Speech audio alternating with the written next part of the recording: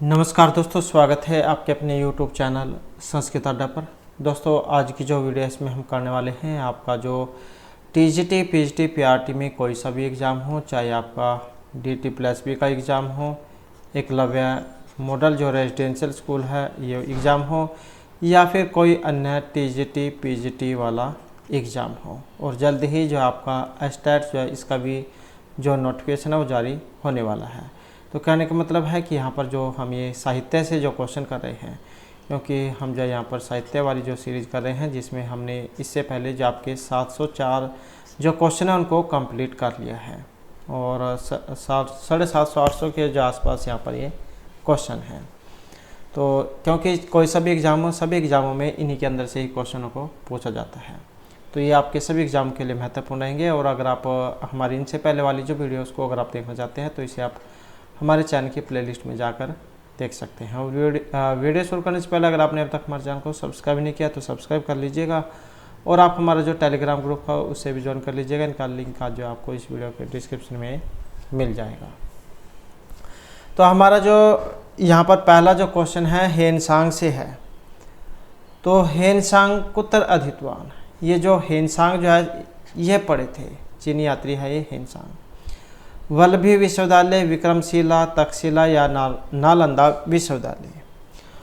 और यहाँ पर जो इसमें हमारा आंसर जो है ऑप्शन रहेगा डी वाला, तो ये नालंदा जो विश्वविद्यालय था इसमें पढ़े थे। तो थोड़ा सा जो अब हम यहाँ पर जो ये हेनसांग जो है इनके बारे में जान लेते हैं। तो हेनसांग जो है कि ये प्रसिद्ध चीनी बौद्ध भिक्षु थे, और जो राजा जो है हर्षवर्धन जो थानेसर के शासक थे उनके शासनकाल में भारत आए थे, और भारत में जो है ये 15 वर्ष तक रहे थे। तो कितने समय तक रहे थे? 15 वर्ष तक। और इनकी पुस्तक है जो एग्ज़ाम में कई बार आ जाती है, तो CU की, तो ये इनकी पुस्तक है CU की। इसमें अपनी यात्रा और तत्कालीन भारत का विवरण इनके द्वारा किया गया है। इनके वर्णन से हर्षकालीन भारत की सामाजिक, आर्थिक, धार्मिक, सांस्कृतिक जो अवस्था इसका परिचय हमें मिलता है, और इनको यात्रियों का राजकुमार कहा जाता है। इनके जीवन के बारे में देख लेते हैं। तो हेनसांग जो है इनका जन्म चीन के ल्युआंग स्थान पर हुआ था 602 में, और मृत्यु हुई थी इनकी 5 फरवरी 644 में। और ये जो क्वेश्चन है यहाँ पर जो आपका संस्कृत का एग्ज़ाम है, इसके अलावा अन्य जो कॉम्पिटिटिव एग्ज़ाम है उसमें भी ये क्वेश्चन पूछा जाता है, किनके समय में भारत आए थे। तो ये जो राजा जो थे हर्षवर्धन, इनके समय में। तो ये जो हेनसांग है इनका जो पुस्तक का नाम CU की था। जन्म इनका 602 में हुआ था चीन में लुओंग जो स्थान है वहाँ पर, और मृत्यु हुई थी 5 फरवरी 644 को। हेनसांग जो अपने चारों भाइयों में सबसे छोटे थे, और इनके पर पितामह राजधानी के शाही महाविद्यालय में प्रीफेक्ट थे, और पितामह प्रोफेसर थे। इसके पिता एक कन्फ्यूशियनिस्ट थे, और इसके बावजूद भी वह बौद्ध भिक्षु बनना चाहते थे। तो इसके पिता की मृत्यु सन 611 में हुई थी, जिसके बाद वह अपने बड़े भाई चेनसू के साथ जिंगतू मठ में रहे, और इस काल में इसने थेरवड़ा और महायान बौद्ध धर्म का अध्ययन किया था। 618 में हुई सोई वंश के बाद दोनों भाई चांगान भाग गए, जिसे तांग वंश की राजधानी माना जाता है। वहाँ से दक्षिण में सिंचुआन गए, और वहाँ दोनों भाई कोंग हुई मठ में 2-3 साल तक पढ़े, और वहीं अभिधर्म को शास्त्र का अध्ययन भी किया था। वहीं इसने बौद्ध धर्म भिक्षु बनने की बात की, और 13 वर्ष की जो अल्पायु है मात्रायु में ही अपनी अद्वितीय प्रतिभा के कारण यह मठाधीश बन गए, और 622 में इसे पूर्ण भिक्षु बनाया गया। और यह जब 20 वर्ष के थे, तो बौद्ध पाठ्य में मतभेद और भ्रम के कारण इसने भारत जाकर मूल पाठ का अध्ययन करने का निश्चय किया। तब इसने अपने भाई को छोड़कर चांगवान वापस लौटकर विदेशी भाषाओं की शिक्षा ली, और 626 में संस्कृत में पारंगत हो गए, और इसी काल में इसे योग शिक्षा का भी शौक हुआ था। तो ये जो भारत जो आए थे ये बौद्ध के प्रचार के लिए आए थे। तो इनकी ये पुस्तक वगैरह हैं जिनके बारे में एग्जाम में आपको देखने को मिल सकता है। उसके बाद जो नेक्स्ट आ जाता है हमारा निम्न लिखित कथा साहित्यम नास्ति। तो यहाँ पर एक जो कथा साहित्य इनमें नहीं है। अब ये कौन सा है जो कथा साहित्य नहीं है? पंचतंत्रम, हर्षचरितम, हितोपदेशम या बृहत कथा मंजरी। और यहाँ पर जो इसमें से आंसर जो है ऑप्शन सी को माना गया है, तो ये हर्षचरित है। तो यही क्या है, कथा साहित्य नहीं है। और क्या है, ये महर्षि बाणभट्ट के द्वारा रचित एक आख्यायिका ग्रंथ है और इसमें महाकवि जो बाणभट्ट जो है इनकी प्रथम रचना मानी गई है ये हर्षचरित। और ऐतिहासिक वृत्त पर आश्रित होने से गद्य काव्य का भेद आख्यायिका है। और इसमें कितने हैं, 8 उच्छ्वास हैं। प्रथम जो उच्छ्वास है इसमें हर्ष के वंश का वर्णन है और शेष जो 6 उच्छ्वास हैं इसमें हर्ष के पूर्वजों का वर्णन करते हुए हर्ष के जन्म से लेकर राज्यश्री के मिलने तक का वर्णन है। तो इसके अलावा जो यहाँ पर अन्य जो आए हैं ये कथा साहित्य यहाँ पर माने गए हैं। उसके बाद जो नेक्स्ट आ जाता है, सपन वासदत्तम इति नाटकस्य नायकः कस्य देशस्य राजा। तो ये जो सपन वासदत्तम जो है इसके नाटक के जो नायक हैं ये किस देश के राजा थे?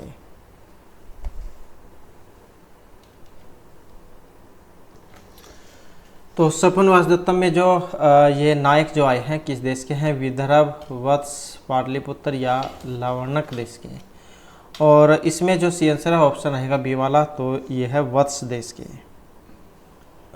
और सपन वासदत्तम महर्षि भास ने जो 13 नाटक लिखे थे तो ये क्या है, उन्हीं में से एक है। और अंकों की जो संख्या यहाँ पर इसमें 6 हैं। मंत्री जो योगेंद्रायण है कब वासुदत्ता अग्नि में जलकर मर गई हैं, इसके प्रवाद को फैलाकर उदयन का पद्मावती से विवाह कराना और उदयन के अपहृत राज्यों को पुनः प्राप्त करने का वर्णन इसमें किया गया है। नेक्स्ट है, वासुदत्ता कस्या छदम रूपे पद्मावत्याः समीपे वसति। तो ये जो वासुदत्ता है किसके रूप को धारण करके पद्मावती के पास में रहती है? अवंतिकायाः, रसवंतिकायाः, भगवंतिकायाः या रत्नवल्ल्याः। और इसमें रहेगा ऑप्शन ए, तो ये है अवंतिका। तो वासुदत्ता अवंतिका के छदम रूप में पद्मावती के निकट रहती थी। उसके बाद है, सपन वासदत्तम इति नाटके पद्मावत्या सह उदयनस्य विवाह कस्मिन् अंके भवति। तो पद्मावती के साथ जो राजा उदयन है इनका विवाह होता है, तो ये कौन से अंक में होता है? चतुर्थ, तृतीय, द्वितीय या प्रथम अंक में। और इसमें देखें तो हमारा जो सी आंसर है ऑप्शन रहेगा ए वाला, तो ये था चतुर्थ अंक।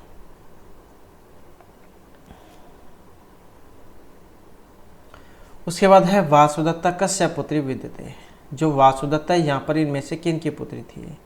योगेंद्रायण, महासेन, वसंतक या भीम की। और इसमें हमारा सी आंसर ऑप्शन सी, तो ये थी महासेन की। ये क्वेश्चन जो है कई बार एग्जाम में पूछे भी जाते हैं और ये जितने भी क्वेश्चन यहाँ पर अलग अलग एग्जामों में अलग अलग तरीके से इन क्वेश्चनों को पूछा गया है। तो यही तरीके हैं एग्जाम में क्वेश्चनों को पूछने के। तो यहाँ पर वासुदत्ता इनमें से किन की पुत्री थी? तो ये थी महासेन की।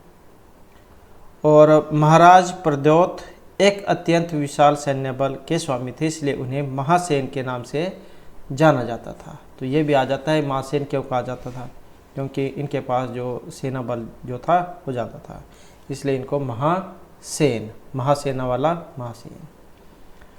नेक्स्ट है, सपन वासदत्तस्य कथा आधारिता वर्तते। तो जो सपन वासदत्तम है इसकी कथा ली गई है। रत्नावली, महाभारतीयो, वेणी संहारियो, रामायणियो, रघुवंश, वायु पुराणियो या बृहत कथा मंजरी, कथा श्रीसागरी हो। तो सपन वासदत्तम की जो कथा है ये आई है और इस कथा का जो संबंध है ऑप्शन रहेगा डी से, तो बृहत कथा मंजरी और कथा श्रीसागर, तो ये इनसे ली गई है। और ये जो बृहत कथा मंजरी जो है इसके रचयिता कौन है ये भी आ जाता है। तो जो क्षेमेंद्र जो है इनके द्वारा रचित है ये बृहत कथा मंजरी। और कथा श्री सागर किनके है? तो जो सोमदेव है, सोमदेव, तो इनके द्वारा रचित है कथा श्री सागर ये।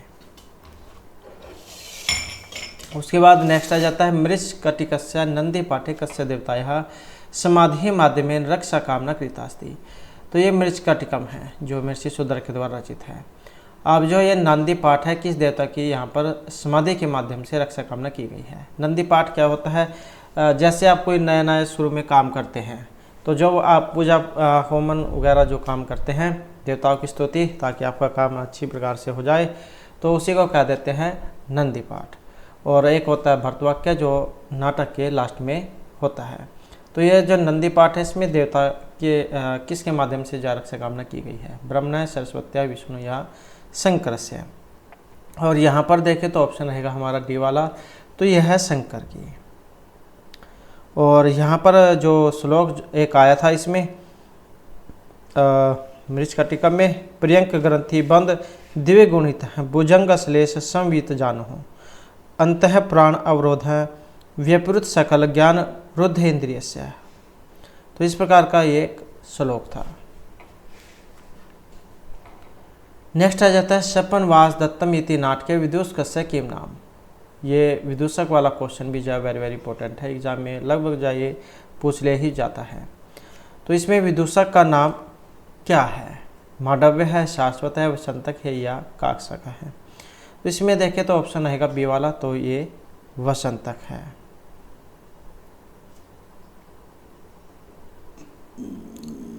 और ये जो यहाँ पर मांडव्य जो आया है ये किस में आया है, और ये आया है विज्ञान शकुंतला में।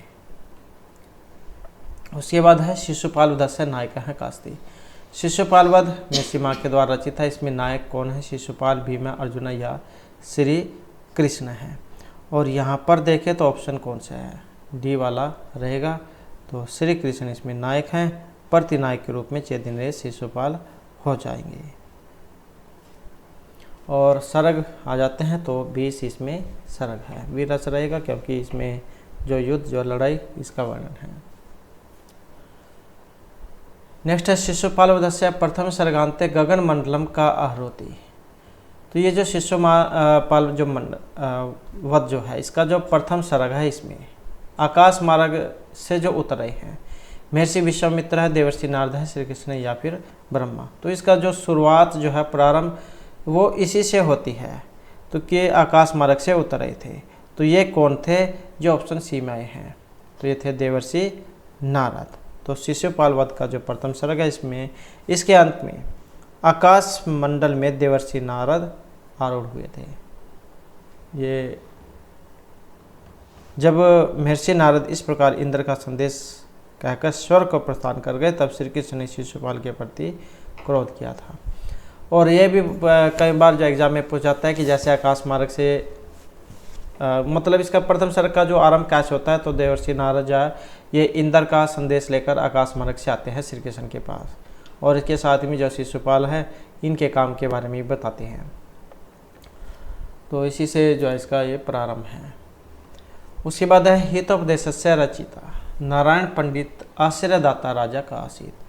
प्रेमचंद्र हैं, विद्याचंद्र हैं, धवलचंद्र हैं, ज्ञानचंद्र हैं। और यहाँ पर इनमें देखें तो ऑप्शन है डी वाला, तो ये था धवल चंद्र हैं।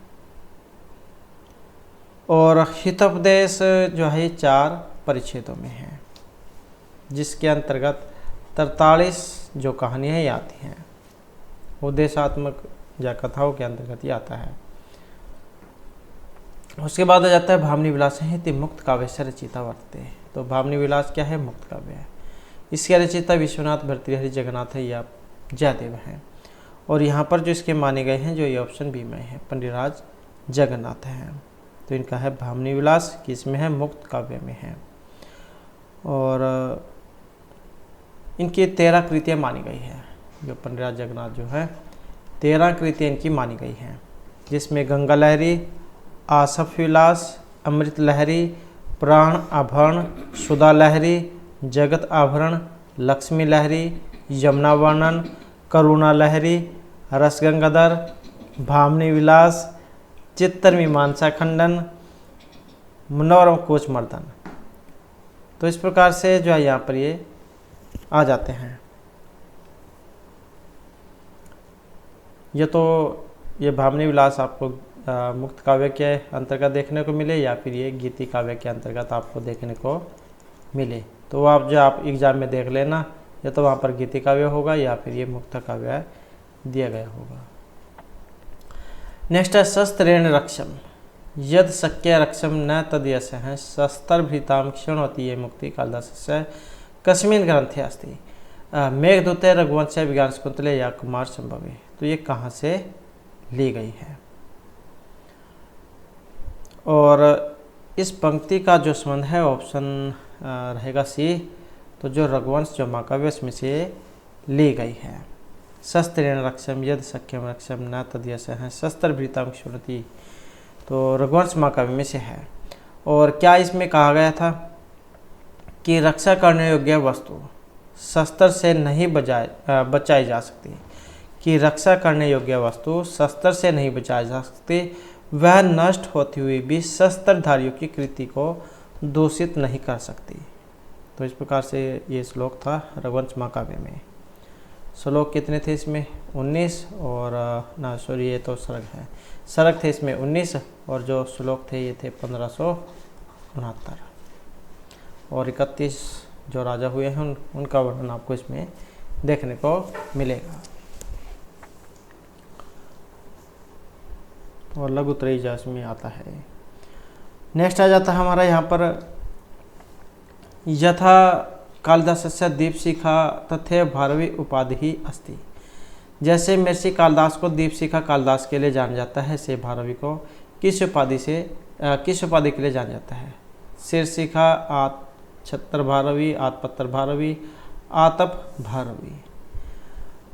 तो यहाँ पर जैसे इनको ये उपाधि दी गई थी दीपशिखा की, इंदुमती स्वयंवर के अवसर पर दी जाती है इनको ये। तो यहाँ पर जो महर्षि भारवी है इनको कहा गया है आत्पत्र भारवी। इनका ये पूरा जो सही नाम आपको पता होना चाहिए, क्योंकि उलझाने के लिए आत्छत्र भी दिया गया है, आतप भी दिया गया है। तो ये आत्पत्र भारवी था। किरातर्जनियम जो है उसमें इनके बारे में आपको देखने को मिलेगा। 5वां जो सर्ग है इसके 39वें श्लोक में। उसके बाद है बृहत्त्रयी इति नामना विधीयते। तो बृहत्त्रयी के अंतर्गत कौन कौन से हैं? बृहत्त्रयी, लघुत्रयी, इस प्रकार ये दोनों के दोनों एग्जाम में आते हैं। तो यहाँ पर जो बृहत्त्रयी को अगर हम देखें तो जो है ऑप्शन यहाँ पर ए वाला हो जाएगा। किरातर्जनियम है, नैषधीयचरितम है और शिशुपाल वधम है। लघुत्रयी जो है, लघुत्रयी में दो तो यही हैं, रघुवंश, कुमार संभव और इसके अलावा जो और एक जो है ये मेघदूत। तो ये जो है यहाँ पर लघुत्रयी में आ जाते हैं और ये बृहत्त्रयी के अंतर्गत आ जाते हैं। और महर्षि कालिदास जो इनको लघुत्रयी के लिए जाना जाता है। उसके बाद जो नेक्स्ट क्वेश्चन आ जाता है कस्मिन् नाटके नायिका नास्ति। तो ये कौन सा है जहाँ पर क्या है कोई भी नायिका नहीं है? नागानंदे, महावीर चरित, विज्ञान शकुंतल या मुद्रा राक्षसे। तो नायिका रहित, विदूषक रहित जो है ये जो ऑप्शन डी में आया है मुद्रा राक्षस जो नाटक है, इसमें ही नायिका नहीं है। नायिका नहीं तो इसका मतलब इसमें विदूषक भी नहीं है। 7 अंक इसमें राजनीति प्रधान जो नाटक है यहाँ पर ये माना गया है और जो महर्षि विशाखादत्त जो उनके द्वारा रचित है ये। उसके बाद आ जाता है नलचंपू जो है कस्य रचना विद्यते। तो रचना है महर्षि बाण भट्ट, पुलिंद भट्ट, त्रिविक्रम भट्ट या कौन भट्ट की। तो नलचंपू जो है यहाँ पर जो महर्षि त्रिविक्रम भट्ट जो इनके द्वारा रचित है। गद्य और पद्य इनका मिश्रण होता है चंपू। तो जो श्रीहर्ष के द्वारा नैषधीय चरित लिखी गई है उस पर आधारित है, जिसमें राजा नल और दमयंती की जो प्रेम कथा दिखाई गई है। उसके बाद आ जाता है निम्नलिखितेषु की महाकाव्यम नास्ति। यहाँ पर एक महाकाव्य नहीं है, रामायण, रघुवंशम, पंचतंत्रम या सौंदर्यनंदम। तो एक महाकाव्य नहीं है और नहीं है जो ऑप्शन यहाँ पर बी में आया है। तो पंचतंत्र क्या है, एक महाकाव्य नहीं है, क्योंकि ये जो है नीति कथाओं के अंतर्गत आता है। पंचतंत्र वेरी वेरी इंपॉर्टेंट है, 5 तंत्र है, एग्जाम में इनका क्रम पूछा जाता है। तो सबसे पहले है मित्र भेद, उसके बाद है मित्र संप्राप्ति, मित्र संप्राप्ति, मित्र संप्राप्ति, उसके बाद है काकुलकिया, कौवा और उल्लू जौन की कहानी है इसमें, काकुलकिया, काकुलकिया। उसके बाद आ जाता है लब्ध प्रणास, लब्ध प्रणास। और जो 5वां नंबर है इसमें आ जाता है अपरीक्षित कारक, अपरीक्षित कारक। तो इस प्रकार से जो है यहाँ पर 5 जो है ये माने गए हैं। तो इनका इसी प्रकार से जो क्रम है आपको पता होना चाहिए, क्योंकि एग्जाम में पूछ लिया जाता है कि तीसरे नंबर पे कौन सा है, चौथे पे कौन सा है। नेक्स्ट है कविराज जो है यहाँ पर कविवर जयदेव रचित सरसम संस्कृत काव्यमस्ती, गीते गिरीशम श्रृंगार शतकम, गीत गोविंदम या अमरु शतकम। और यहाँ पर जो इनमें देखें तो हमारा जो सी आंसर है ऑप्शन रहेगा बी वाला, तो ये गीत गोविंदम है। श्रृंगार शतकम के लिए जो है यहाँ पर नीति श्रृंगार वैराग्य, तो ये मिर्ची भर्तृहरि को जाना जाता है। और इसके अलावा जो अमरु कवि है इनका है अमरु शतक, जयदेव का एक गीत गोविंद है। नेक्स्ट है हितोपदेश से रचनाकार हैं, नारायण पंडित हैं, त्रिविक्रम भट्ट, विष्णु शर्मा या विशाखा दत्त हैं।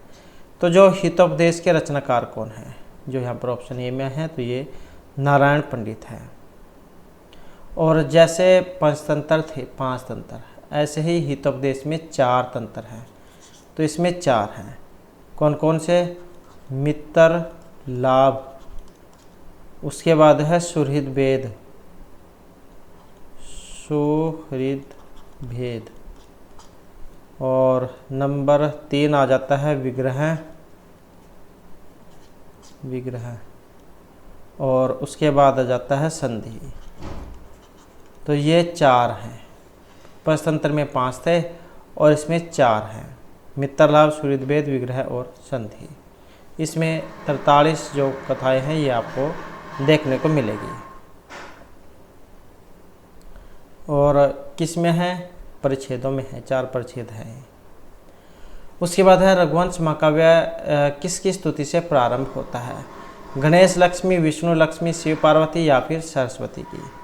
तो रघुवंश महाकाव्य में जो स्तुति हुई है, तो इसमें श्लोक आया था, वागर्थी संपृक्त वागर्थ प्रतिपत्ति जगत है पितृवंदे पार्वती परमेश्वरो। तो इसमें भगवान शिव और पार्वती जो है इनकी स्तुति की गई है। उसके बाद है भास के द्वारा लिखित जो उपलब्ध नाटकों की संख्या कितनी है। तो हमने जैसे कि पहले भी बात की थी, तो इनकी संख्या कितनी है, जो ऑप्शन ए में आई है, तो ये 13 हैं। कौन कौन से हैं, प्रतिमा नाटकम, अभिषेक नाटकम, पंचरात्रम, मध्यम योग, धूत घटोत्कच, कर्णभारम, दूतवाक्यम, उर्भंगम, बालचरितम, दरिद्र चारुदत्तम, अभिमार्कम, प्रतिज्ञा योगेंद्रायणम और सपनवास दत्तम।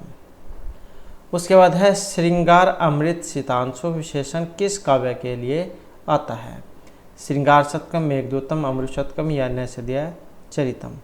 तो श्रृंगार अमृत शीतांशु विशेषण का संबंध है ऑप्शन डी से रहेगा, तो ये नैषधीय चरित के लिए आता है। और इसमें एक आपने पंक्ति पढ़ी होगी, नैषध विषदो औषधम, नैषधीय चरित जो है विद्वानों के लिए औषधि का काम करता है। नेक्स्ट है अधोलिखित में कौन सा काव्य गीति काव्य नहीं है, अमृत शतकम, मत विलास, गीत गोविंदम या भावनी विलास। तो गीति काव्य यहाँ पर एक नहीं है, कौन सा, जो ऑप्शन सी में है मत विलास। तो ये गीति काव्य की श्रेणी में नहीं आता है। अमृत, गीत गोविंदम और भावनी विलास ये गीति काव्य माने गए हैं। उसके बाद है सर्वप्रथम पंचतंत्र का संपादन किस विदेशी विद्वान ने किया था, नॉर्मन ब्राउन, मैकडोनल्ड, हर्टेल या मैक्स मुलर ने। तो सर्वप्रथम पंचतंत्र का संपादन जो इनमें किया गया था, ये जो ऑप्शन बी में आए हैं, हर्टेल के द्वारा। नेक्स्ट आ जाता है अधोलिखित में से क्षेमेंद्र रचित काव्यों में नहीं है, रामायण मंजरी, कर्पूर मंजरी, भरत मंजरी या बृहत कथा मंजरी। तो क्षेमेंद्र रचित जो काव्य है इनमें से नहीं है, जो ऑप्शन सी वाला है कर्पूर मंजरी। जबकि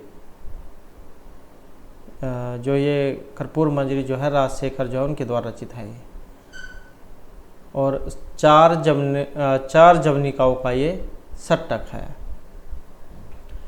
उसके बाद है संस्कृत साहित्य में हास्य व्यंग्य के सर्वश्रेष्ठ रचनाकार यहाँ पर माने गए महर्षि भास, दामोदर, क्षेमेंद्र या महर्षि शूद्रक। तो हास्य व्यंग्य के सर्वश्रेष्ठ जो रचनाकार इनमें माने गए हैं जो ऑप्शन बी में आए हैं तो ये क्षेमेंद्र है।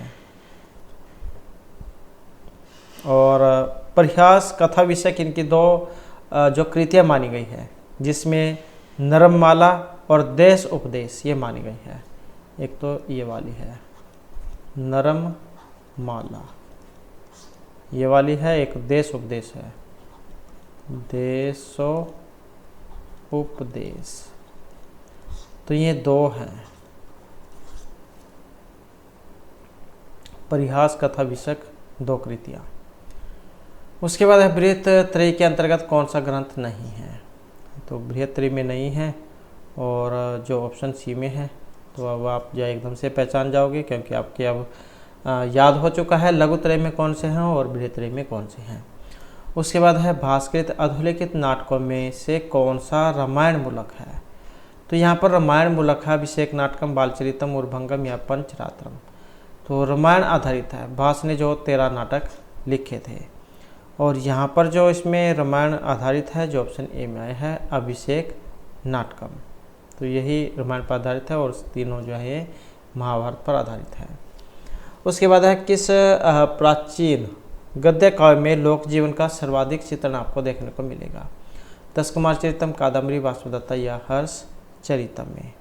और इसमें रहेगा ऑप्शन ए, तो यह है 10 कुमार चरितम में, महर्षि दंडी झा के द्वारा रचित है।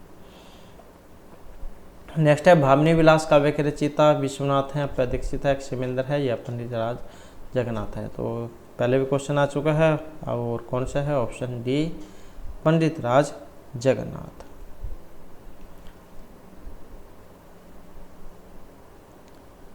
और विश्वनाथ की साहित्य दर्पण है, क्षेमेंद्र के द्वारा उचित विचार चर्चा, और जो प्रदीक्षित कौल्यानानंद की है। उसके बाद है मृच्छकटिक प्रकरण के प्रथम अंक का नाम, तो ये क्या है, मृच्छकटिकम जो है किस में है, ये प्रकरणों में है। तो प्रथम अंक का नाम क्या है, दूतकर, संवाहक, अलंकार न्यास, मदनिका सर्विलक या फिर व्यवहार। 10 अंक है इसमें। तो पहले वाले का नाम ही क्या है, जो ऑप्शन बी में है अलंकार न्यास। दूतकर संवाहक द्वितीय, संधि छेद तृतीय, मदनिका सर्विलक चतुर्थ, दूरदीन पंचम, परिवहन विपर्य षष्टम और आर्यकपर्ण सप्तम, वसंत सेना मर्दन अष्टम, व्यवहार नवम और जो संहार है ये 10वां अंक है। नेक्स्ट है अधोलिखित में से कौन सा महाकाव्य 50 सर्गों में निबंध है, तो 50 सर्गों में कौन सा है सबसे बड़ा महाकाव्य, यहाँ पर इसको माना भी गया है। जानकी हरणम, सुंदरानंद, भट्टिकाव्यम या हरविजय। तो इनमें जो माना गया है ये जो ऑप्शन डी में आया है हरविजय, सबसे बड़ा महाकाव्य इसको माना गया है।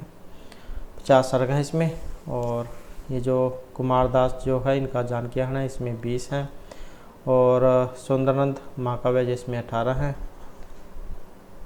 और भट्टी काव्य जो इनके द्वारा महर्षि भट्टी के द्वारा भट्टी काव्य लिखा गया था तो इसमें 22 है। उसके बाद है गंगा यमुना के संगम का वर्णन आपको प्राप्त होता है माघ, कालिदास, भास या भवभूति उत्तराम चरितम में। तो इसमें किस में आपको देखने को मिलता है, और यहाँ पर रहेगा इसमें ऑप्शन बी, तो महर्षि कालिदास का जो रघुवंश महाकाव्य है। उसके बाद है प्रसन्न राघव जो नाटक है इसके रचयिता वत्सराज जयदेव, नीलकंठ दीक्षित या वेंकटाधरी। तो यहाँ पर माने गए हैं जो ये ऑप्शन सी में आए हैं, तो ये जयदेव है। 7 अंक है इसमें। और महर्षि वाल्मीकि के द्वारा जो रामायण रचित है इसका उपजीव्य काव्य है। उसके बाद आ जाता है नेक्स्ट हमारा कौन सा काव्य यहाँ पर अर्वाचीन है, हर्ष चरितम, सीता चरितम, महावीर चरितम या विक्रमांकदेव चरितम। तो कौन सा काव्य अर्वाचीन है, और यहाँ पर देखें तो जो ऑप्शन सी में है तो ये सीता चरितम है।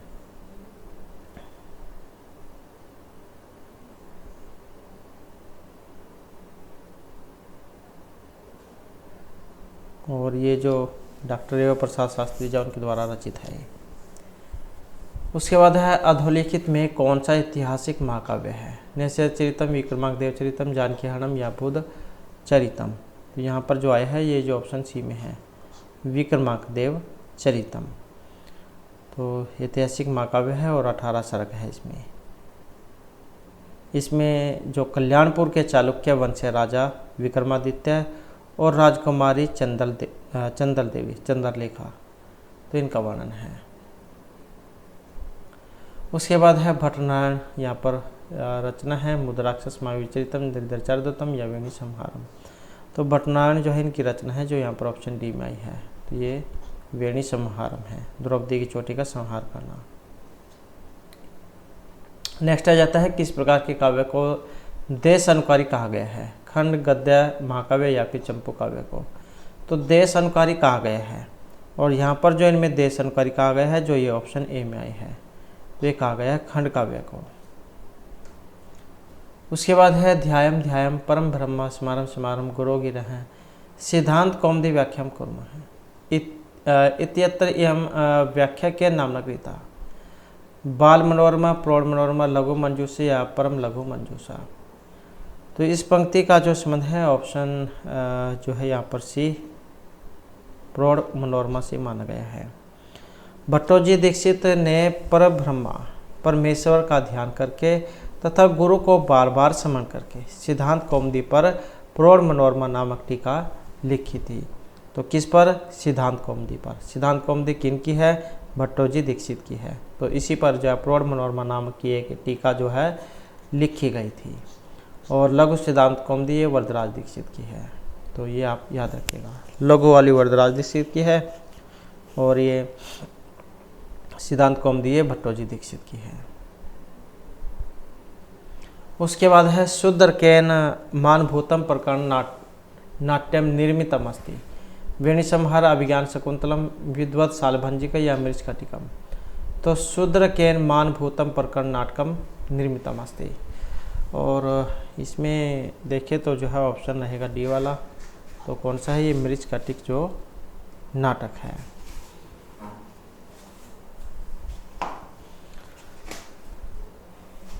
उसके बाद है तथा में माधवी देवी विवरम दातुमाहर्ति उत्तरे वाल्मीकि रामायण कांडे के अनुक्तम सीतया कौशल्या कैकय्या पृथ्व्या। तो यहाँ पर जो रहेगा ऑप्शन ए वाला है, तो ये सीतया है। उसके बाद है अधोक्तेषु लघुत्रयम नास्ति। तो यहाँ पर लघुत्रय में नहीं आते ऋतु संहार, रघुवंशम, कुमार संभव या मेघ दूतम। तो यहाँ पर जो रहेगा ऑप्शन ए वाला है, तो ये ऋतु संहार है। उसके बाद है संस्कृत आर्ष कवि रूपेण प्रतिष्ठिता अस्ति। तो आर्ष कवि के रूप में यहाँ पर कहे गए हैं शुभंदु, महर्षि कालिदास, भास या महर्षि वाल्मीकि ही। और यहाँ पर जो है ऑप्शन रहेगा डी वाला, तो ये महर्षि वाल्मीकि है।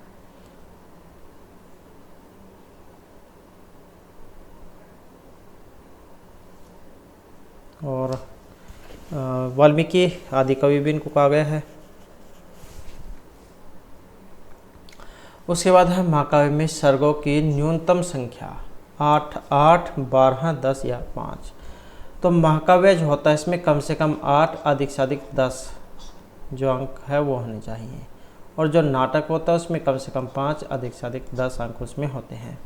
तो यहाँ पर महाकाव्य में जो सर्ग है इसकी न्यूनतम संख्या कितनी होनी चाहिए? तो कम से कम 8, अधिक से अधिक 10 जो सर्ग है ये महाकाव्य में होते हैं। सर्ग बंधो महाकाव्यम तत्र एको नायकसुर हैं सद्वंश क्षत्रिय व धीरोदात गुणान्वित हैं। एक वृत्त में ही पद्येर अवसाने अन्य वृत्त कई न अति स्वल्पा न अति दीर्घ सर्ग 8 अधिका ही है। तो कम से कम जो 8 तो इसमें होने ही चाहिए।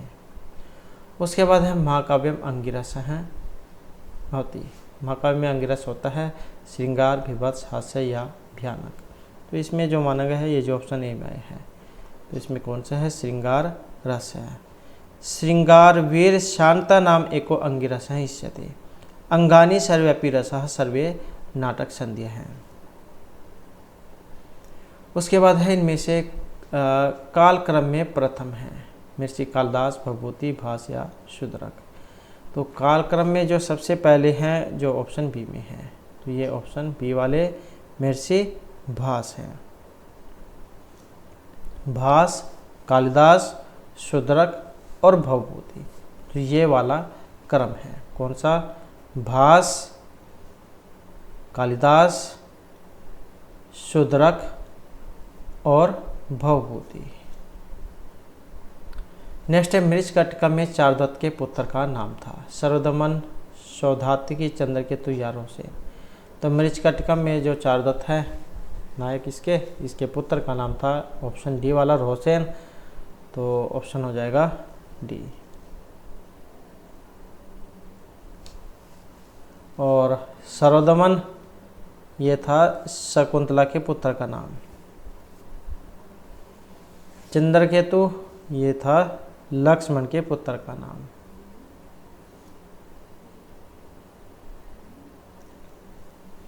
उसके बाद आ जाता है नेक्स्ट हमारा मृच्छकटिका के प्रथम अंक का नाम क्या थे। मृच्छकटिका में जो प्रथम अंक है इसका नाम दूतकर संवाहक, मदनिका सर्विलक, अलंकार न्यास या व्यवहार। तो प्रथम अंक है और कौन सा है जो ऑप्शन बी में है, अलंकार न्यास। तो इस प्रकार से जो हमारी आज की क्लास और ये महत्वपूर्ण क्वेश्चन थे और यहीं पर जो हमारे साहित्य से महत्वपूर्ण क्वेश्चन थे। और फिर भी जो अगर यहाँ पर इनमें कोई क्वेश्चन आ जाते हैं तो उसके बाद जब हम प्रैक्टिस ऐड करेंगे तो उन क्वेश्चनों को भी कवर कर लेंगे। और उसके बाद जो नेक्स्ट जो होगा जो आपका काव्य शास्त्र वाला, तो उसको जो हम नेक्स्ट वीडियो में करेंगे, क्योंकि ये भी जो आपके एग्ज़ाम में इसमें से क्वेश्चन पूछे जाएंगे। और दोस्तों हमारे साथ अंत बनाने के लिए धन्यवाद।